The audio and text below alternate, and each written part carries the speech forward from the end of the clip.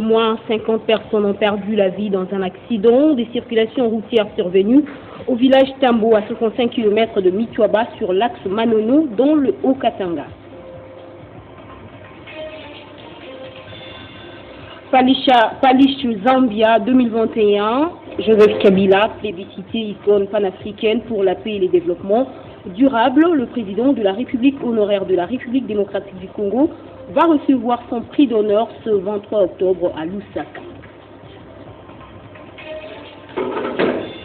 Ouverture ce mardi à Kinshasa d'un colloque panafricain sur l'albinisme. Le but est de combattre toutes les formes de discrimination dont sont victimes les personnes atteintes d'albinisme. C'est le président de la République, Félix-Antoine Tshisekedi, qui a donné le goût de ces assises. Merci de nous choisir pour vous informer, Madame, Messieurs, bienvenue dans ce journal.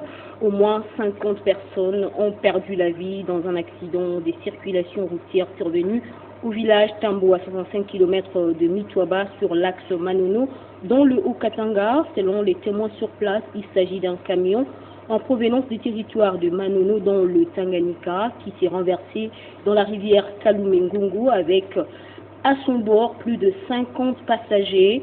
2 personnes seulement ont survécu après cet incident et ils sont internés au centre de santé des références de Kinshasa. Les recherches se poursuivent pour l'heure pour retrouver les corps des autres passagers qui se trouvent encore sous l'eau. Suivez les comptes rendus du porte-parole du gouvernement provincial. Communiqué officiel.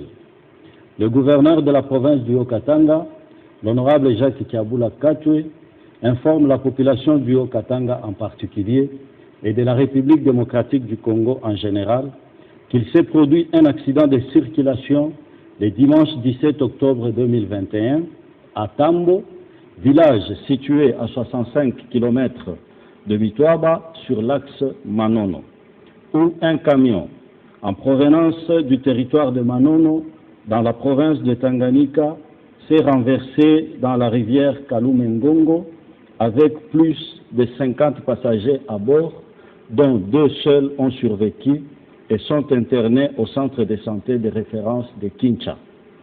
Dans l'entretemps, le plongeur s'affaire à rechercher le corps des autres passagers. À cet effet, au nom du gouvernement provincial du Haut-Katanga, le gouverneur de province présente ses condoléances les plus émues à toutes les familles éprouvées.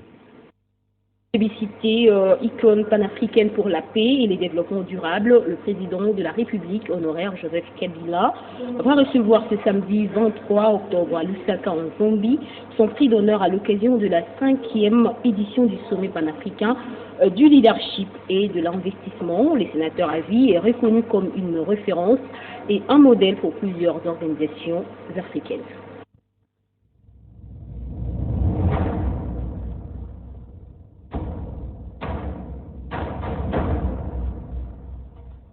Après son départ de la tête de la République démocratique du Congo, Joseph Kabila Kabange continue à faire parler de lui.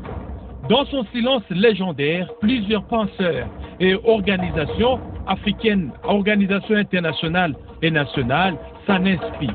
C'est le cas de la 5e édition du sommet panafricain sur le leadership et l'investissement en République de la Zambie, qui va décerner les diplômes des mérites et les prix d'honneur à l'ancien président Joseph Kabila Kabange est plébiscité comme icône panafricaine pour la paix et le développement durable, ce qui justifie sa présence en terre zambienne jusqu'au 23 octobre pour recevoir son prix. Icône panafricaine pour la paix et le développement durable, Joseph Kabila Kabange le mérite. Tenez, Joseph Kabila Kabange est arrivé au pouvoir en 2001, à l'âge de 29 ans. À la suite de l'assassinat de son père, Laurent Désiré Kabila, il s'est targué plusieurs réussites sous sa présidence. La République démocratique du Congo est parvenue à sortir des années sombres de la guerre et il a dirigé un gouvernement de transition qui, en 2006, a organisé les premières élections démocratiques du pays en plus de 40 ans. Élections qu'il a gagnées et il a stabilisé la partie orientale du pays où on l'entend sévit des groupes armés qui continuent encore aujourd'hui à tuer et à violer, piller. Et il a cherché à obtenir la fin du règne de l'impunité qui favorise ces atrocités. Son gouvernement a demandé à la Cour pénale internationale, CPI, d'enquêter sur les crimes commis en RDC et a livré davantage des suspects à cette cour que n'importe quel autre gouvernement dans le monde. Sa politique de tolérance zéro vis-à-vis des violences sexuelles commises par les forces de sécurité a conduit à une série de poursuites judiciaires devant les tribunaux nationaux et à une réduction notable du nombre de dénonciations pour viol commis par les militaires gouvernementaux. Et enfin, Joseph Kabila Kabange a réussi à débarrasser l'Est de la RDC du dernier d'une série de groupes rebelles armés auteurs d'exactions et parrainés par les pays voisins qui ont sévi dans la région pendant plusieurs décennies. Respectueux des institutions et de la Constitution, Joseph Kabila Kabange en 2018 a organisé les élections libres, démocratiques et transparentes, lesquelles ont vu un nouveau président élu différent de sa famille politique. Joseph Kabila Kabange reste un mythe pour Palish Zambia.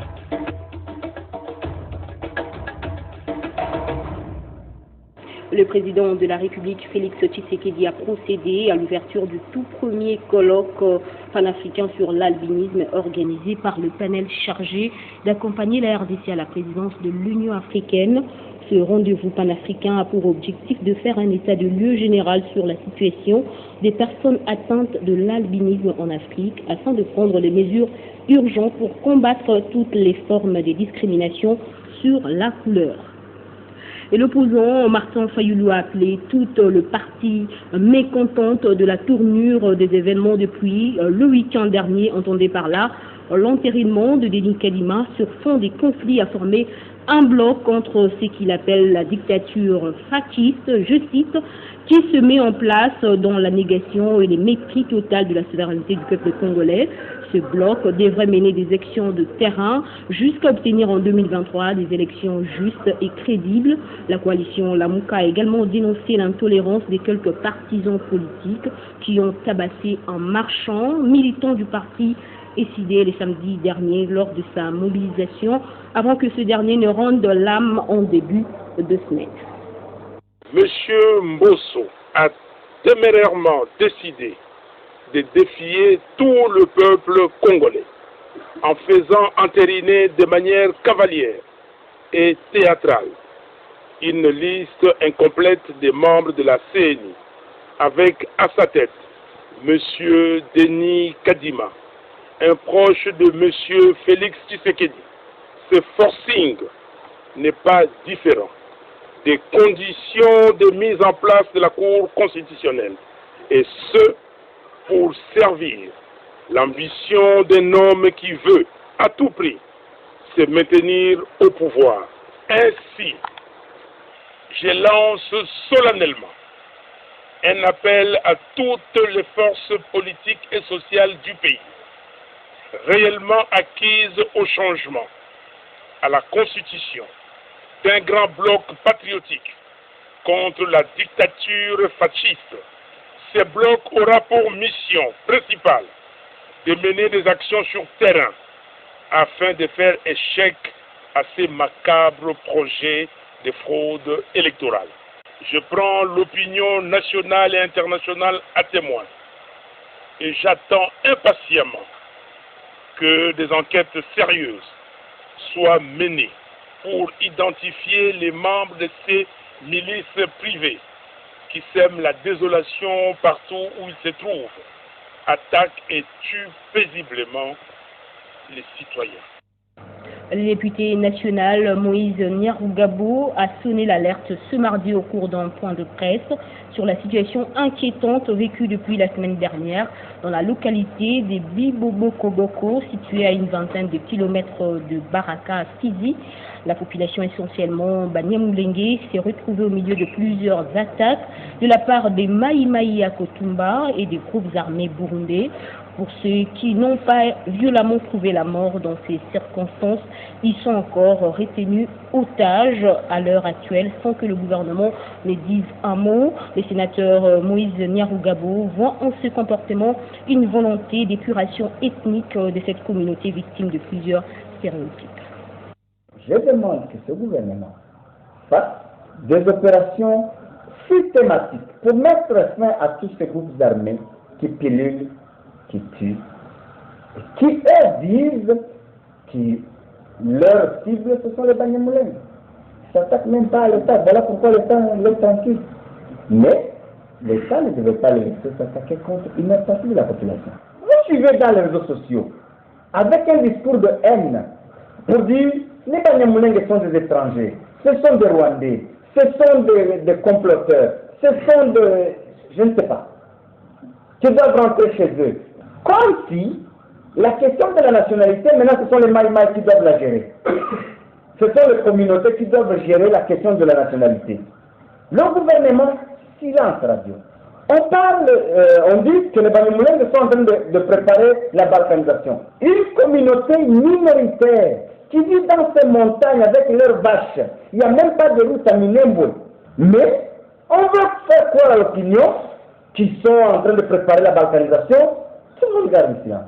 Et puis, qui a donné à ces Maïmaï et aux groupes armés burundais, c'est comme si on leur a donné par sous-traitance la mission de défendre la souveraineté de l'État. Si le péché que nous avons commis, c'est de ressembler comme on ressemble, il faut reprocher ça à Dieu. Parce que c'est Dieu qui nous a créés comme nous sommes. Ce papier, on ne l'a pas demandé, on ne l'a pas négocié. Et chacun de vous, personne n'a négocié, n'a demandé de naître où il est né, dans la communauté où il est né. D'une province à une autre, les députés nationaux Singoma Mwanza a distribué des fournitures scolaires aux élèves vulnérables de plusieurs écoles du territoire de Nyiragongo dans la province du Nord Kivu. Une façon pour cet élu de ce coin de venir en aide à ces élèves de ce territoire victimes de l'éruption volcanique. D'abord, à l'école primaire Mujoga, groupement de Kibati, le député national Singoma Mwanza est venu distribuer des cartables contenant toutes les fournitures scolaires à 150 élèves vulnérables qui avaient tout perdu lors de l'éruption du volcan Nyiragongo en mai dernier. Ensuite, à l'école Monam à Bouéné, où des élèves d'autres écoles étaient regroupés pour aussi recevoir les mêmes fournitures scolaires de la part de cet élu du territoire de Nyiragongo. Ce dernier précise que son geste s'inscrit dans le cadre d'appuyer l'éducation dans sa base et que c'était aussi une occasion pour lui d'appeler les habitants de Nyiragongo à la cohabitation pacifique. La situation actuelle, comme vous savez, ce quartier de Bouéné et même Kibati, ce sont les endroits qui ont été frappés par la dernière éruption volcanique. Alors certains enfants, et notamment leurs parents, sont dans un état de pauvreté très accru. Alors comme c'est la rentrée scolaire, j'ai souhaité dans le cadre des activités que nous avons dans le territoire, en tout cas venir leur donner d'abord un message de compassion pour ceux qu'ils ont vécu et profiter aussi pour leur remettre un petit kit scolaire, des cahiers, bics, etc. L'autre message aussi, c'est que le quartier ici, de Bouéné, et notamment Kibati, ont été frappés, vous savez, au mois d'avril, par des problèmes notamment d'insécurité et parfois de conflits qu'on voulait appeler conflits communautaires. J'ai toujours dit à la population qui vit ici, il faut vivre ensemble. Il faut vivre en paix ensemble. On ne bâtit pas dans le conflit ni dans ce qui peut amener à des tueries. Les bénéficiaires estimés à environ 300 élèves ont manqué de mots pour dire merci car depuis la rentrée des classes, plusieurs élèves étaient sans cahier. Ce geste de l'honorable Singoma Mwanza vient s'ajouter à d'autres actions de charité qu'il réalise dans le territoire de Nyiragongo et cela pour le bien-être de ses électeurs. Non à la patrie et droit universel à la nationalité pour un cadre juridique qui garantit une identité juridique à tous en adhérant aux conventions sur le statut des apatrides et la réduction de ces cas. C'est les termes d'un atelier organisé en collaboration entre le comité technique interinstitutionnel de lutte contre l'apatridie, le Haut Commissariat des Nations Unies pour les réfugiés et les bureaux de liaison avec le Parlement de la CENCO. Ces assises permettront à la RDC d'avoir un cadre programmatique d'action de prévention de l'apatridie et de protection de l'identité juridique pour tous, cela conformément aux instruments internationaux de protection des droits de l'homme en général et aux conventions sur l'apatridie en particulier.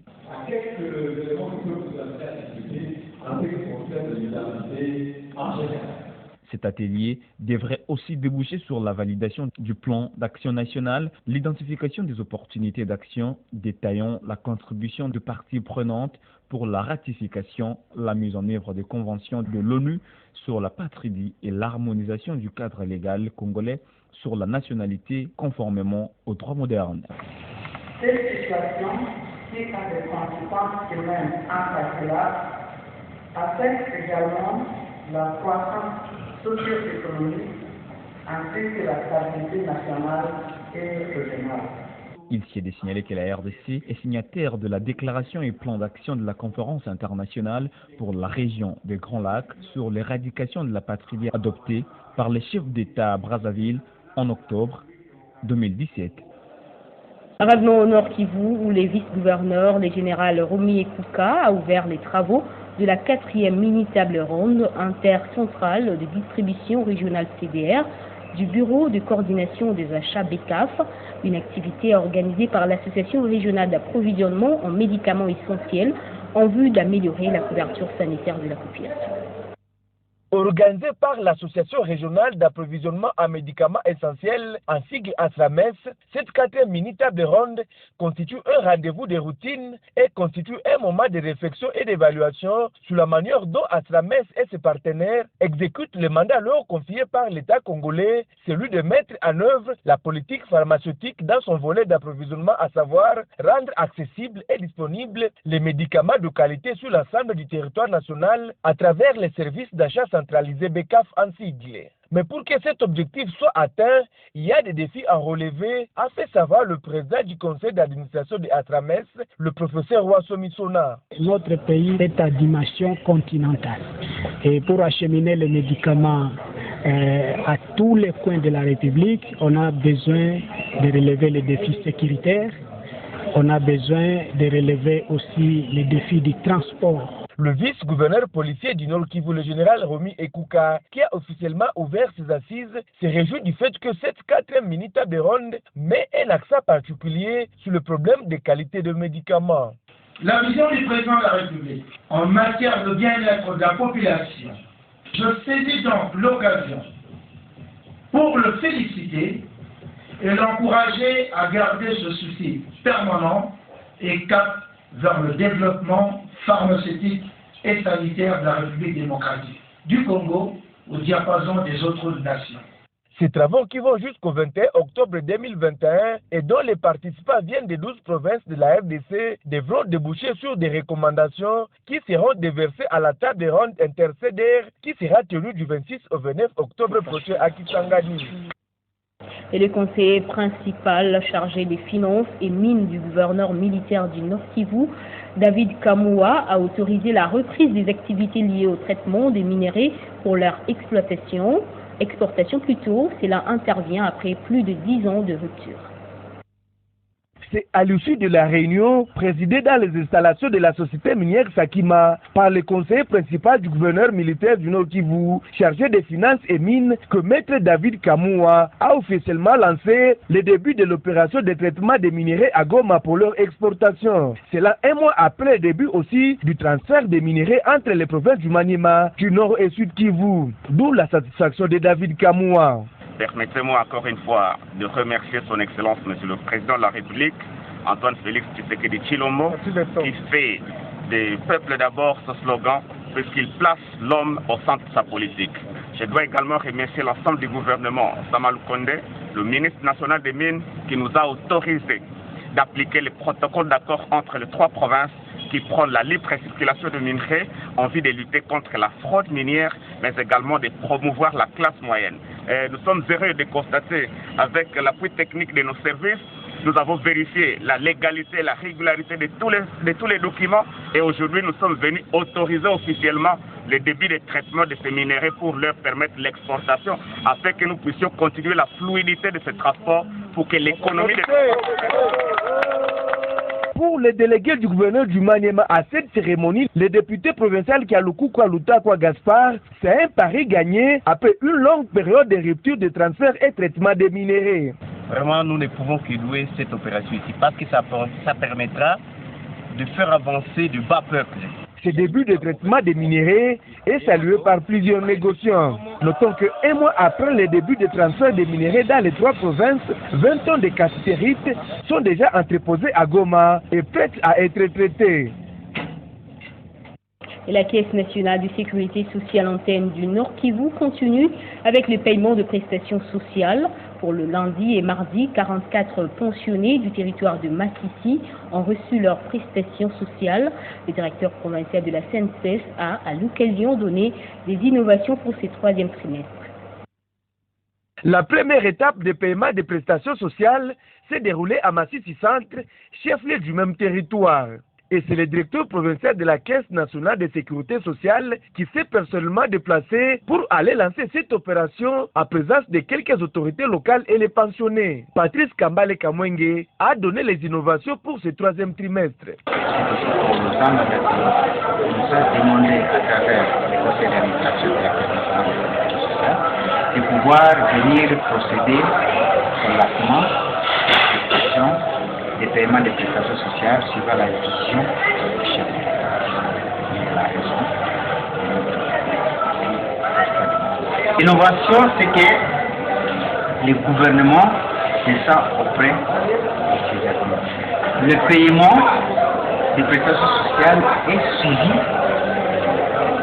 de ce que nous appelons action sociale, qui consiste à permettre de vivre et non vivre les prestations sociales.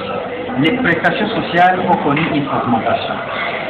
Dans la cité de Saké, d'autres pensionnés ont reçu leurs prestations sociales. Une action saluée par le chef de groupement de Kamuronza. 44 pensionnés au total ont reçu leurs prestations sociales à Saké et Massissi Centre. Ils se réjouissent également du fait que le gouvernement a songé à eux après de loyaux services rendus à la nation. À cette occasion, la CNCS Nord Kivu a donné des vivres et non-vivres à ses retraités et une moto neuve à leurs responsables pour lui permettre d'aller voir ses pensionnés et un téléphone portable pour faciliter la communication entre eux. Et de son côté, la direction provinciale de la Caisse nationale de sécurité sociale du Kasaï oriental vient de remettre aussi de brevets de prestations sociales aux retraités de la minière de Bakwanga, une activité qui intervient après le versement de 200 000 $ américains d'arriérés de cotisation par l'actuelle équipe dirigeante de la MIBA. Après des longues années d'attente, ces hommes et femmes qui ont rendu de bons et loyaux services à la société minière de Bakwanga MIBA peuvent désormais pousser un ouf de soulagement. Chers pensionnés MIBA, aujourd'hui, prestataires sociaux de la Caisse nationale de sécurité sociale, vous serez servis dès la semaine prochaine car vous êtes concernés par le paiement. Grâce à la volonté de la direction générale de la MIBA qui a versé à la Caisse nationale de sécurité sociale CNSS 200 000 $ comme arriérés des cotisations sociales pour les retraités de 2017 et c'est des années antérieures dont les dossiers étaient incomplets. 117 pensionnés de la MIBA ont reçu leur brevet de prestations sociales et entrent désormais dans le système des prestataires sociaux de la CNSS. C'était au cours d'une cérémonie haute en couleur organisée au club de la minière de Bakwanga. Alidor Mamina, directeur provincial de la CNSS Kasaï oriental, rappelle ici aux entreprises ce qu'il faut faire pour faire bénéficier à leurs travailleurs la pension de la retraite. Vous devez avoir d'abord été assujetti au régime général, être en règle des cotisations sociales, avoir atteint l'âge de la retraite qui est 60 ans minimum, 65 ans maximum, avoir garanti au moins de 180 mois de cotisations d'assurance. Le principe à la CNSS étant la bancarisation de toutes ces transactions, ces retraités de la MIBA ont rempli sur le champ des formulaires de la Robank pour l'ouverture de leurs comptes. Rendons-nous à présent au Sud Kivu, les chargés des missions du président Félix Tshisekedi Pacifique Kachacha et à Calais pour s'imprégner personnellement de l'évolution des travaux de construction des quais portuaires prévus dans 4 sites le long du lac Kivu. 4 quais portuaires modernes sont en train d'être érigés dans différents sites de Calais Centre, Mukwija, Kinyezire et Kasunyu, conformément à la promesse faite par le président Félix Tshisekedi aux habitants du site Kivu après le naufrage d'avril 2019, emportant plus de 150 personnes sur le lac Kivu. Le premier chantier entamé ici au port de Calais, les travaux avancent à pas de géant. Les ouvriers de la société LAS sont à pied d'œuvre pour remettre l'ouvrage d'ici 2 mois aux autorités congolaises. Le président Félix Tshisekedi a dépêché son chargé de mission, M. Pacifique Kacha, pour se rendre compte de l'évolution des 10 travaux. Pendant que nous sommes en train de travailler pour réhabiliter la route de Goma, Bukavu, qui passe par Calais et par Minova, mais nous avons cette autoroute naturelle qui, pour l'exploiter, a besoin de quais. Et le chef de l'État est en train de vous construire des quais. Okay? C'était une promesse, mais aujourd'hui c'est une réalité. Ce n'est pas un théâtre. Ce premier quai va être opérationnel, il y aura le deuxième, il y aura celui de Minova également qui va suivre. Et donc, il vous appartient également de travailler à partir de maintenant pour commencer à anticiper sur comment ceci va être profitable aux populations. Félix Tshisekedi veut mettre fin au calvaire des milliers de personnes qui empruntent la voie maritime dans le territoire de Calais. À partir de cet acte qui venait de faire ici chez nous, nous voulons demander à toute la population de lui faire confiance, d'emboîter vraiment le pas dans tout ce qu'il va faire comme projet, afin que nous voyons notre pays être développé. Avec ses 32 mètres de longueur et 15 mètres de profondeur, l'ouvrage permettra également les bateaux de cantonnage d'accoster sans difficulté. Ces travaux sont supervisés par Vani Bishweka, qui ne cesse de soutenir les actions du président de la République. Grâce à la volonté du chef de l'État, Félix Tshisekedi, et des multiples lobbying du député national Prosper Akili, élu pour le compte de l'Union pour la nation congolaise, dans les territoires d'île d'Idjouи, et les efforts du directeur général de la SNEL, Jean Bosco Kanyombo, les projets de l'électrification de l'île d'Idjoui passent maintenant dans sa phase d'exécution.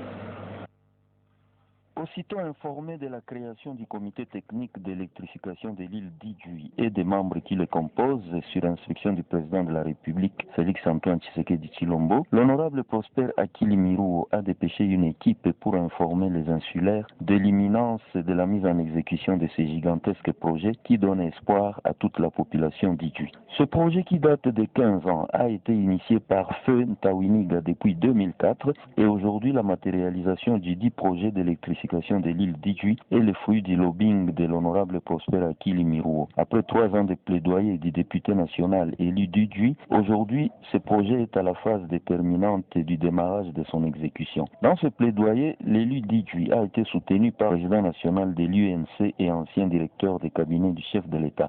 60 ans après l'indépendance de la RDC, Idjoui sera électrifié pour la première fois à la grande satisfaction et pour le bonheur de la population de l'île d'Idjoui et des îlots environnants, selon l'honorable Prosper Akili Miruo.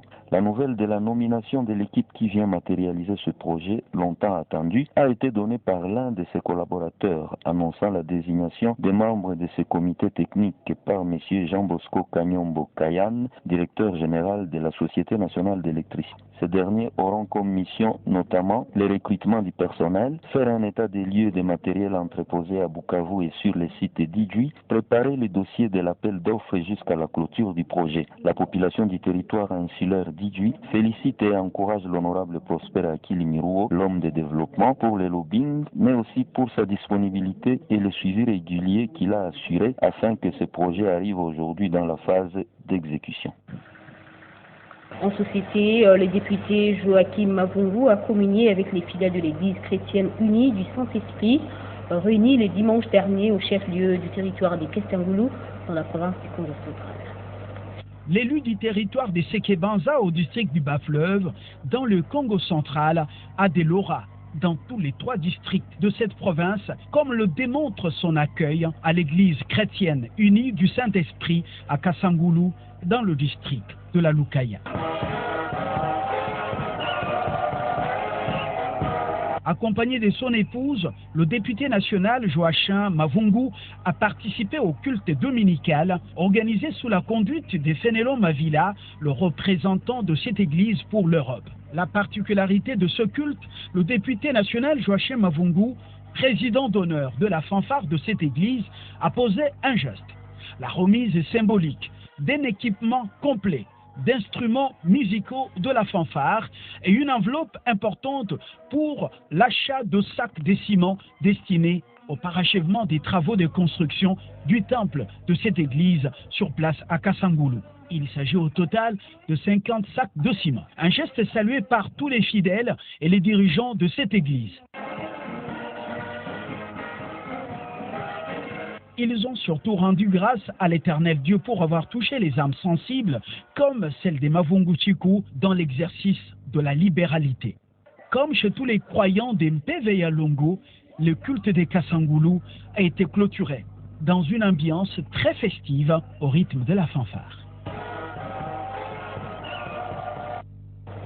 Une bonne partie du quartier Gécamine de Kolwezi est menacée d'affaissement.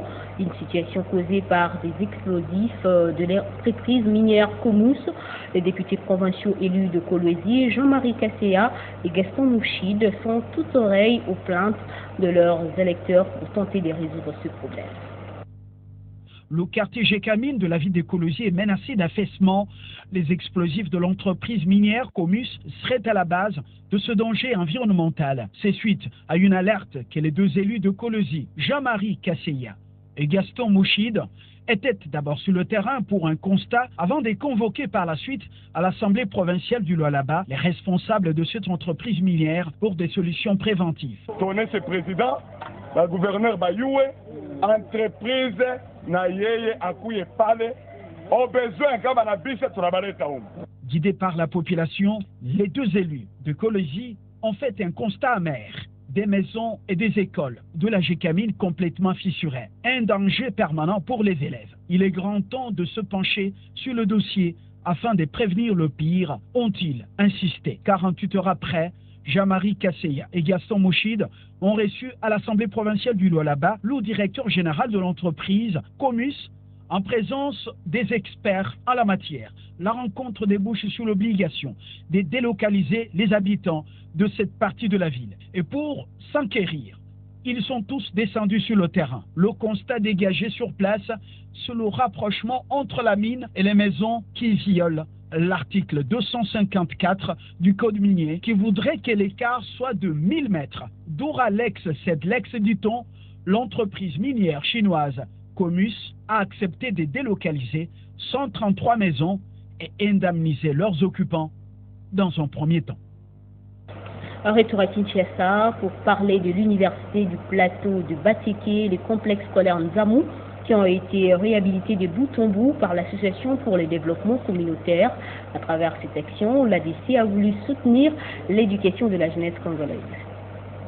C'est une œuvre salvatrice accomplie par l'Association pour le développement communautaire dans le but de soutenir l'enseignement supérieur et primaire en RDC. L'université du plateau de Bateke et le complexe scolaire Zamou ont été réhabilités des fonds en comble à la grande satisfaction de la population venue apprécier la qualité des travaux effectués.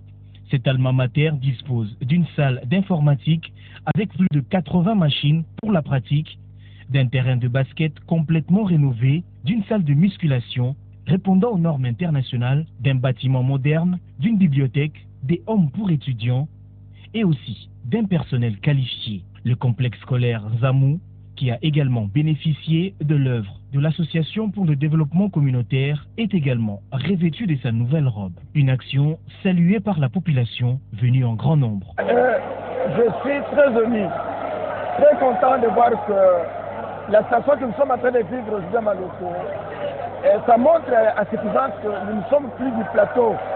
On ne nous appelle plus le plateau, on nous appelle le centre-ville.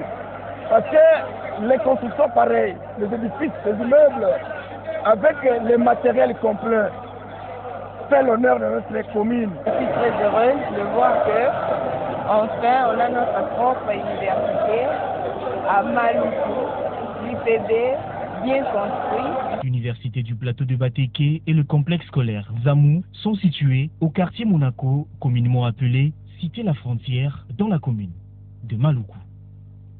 Et avant de se quitter, on prend les rappels des titres. Au moins 50 personnes ont perdu la vie dans un accident de circulation routière survenue au village Tambo à 65 km de Mitouaba sur l'axe Manono dans le Haut-Katanga. Palish Zambia 2021, Joseph Kabila, plébiscité, icône panafricaine pour la paix et le développement durable.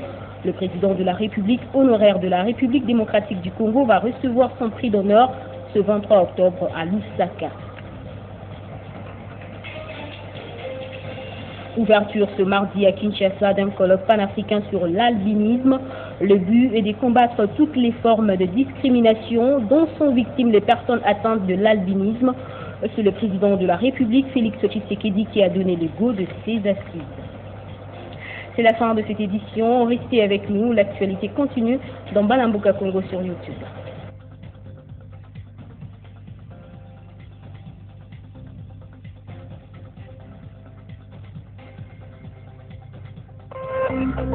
Téléchargez les infos Télé 50 sur www.télé50.cd.